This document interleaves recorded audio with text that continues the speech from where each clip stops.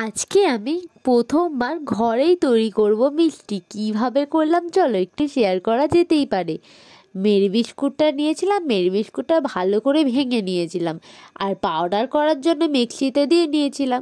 মিক্সিতে দিয়ে নেওয়ার পরে পাউডার যখন হয়ে গেছে তখন একটুখানি খাবার সোডা দিয়েছিলাম, দিয়ে ভালো করে কিন্তু মিশিয়ে নিয়েছিলাম, অল্প একটু খাবার সোডা। তারপরে একটু দুধ দিয়ে নিয়েছিলাম, দুধ দিয়ে ভালো করে মিশিয়ে নিয়ে তারপরে আটার মতন করে মেখে দেখো পুরো সফট হয়ে গেছে।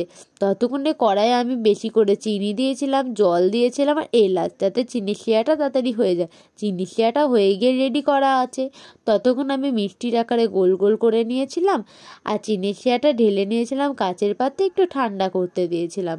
ব্যাস, তারপরে কিন্তু কড়ার মধ্যে আমি গরম তেলে মিষ্টিগুলো ছেড়ে নিয়ে লাল লাল করে ভেজে নিয়ে তুলে নিয়েছিলাম।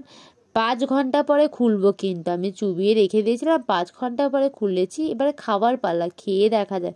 খেয়েছি, অসাধারণ খেতে হয়েছে।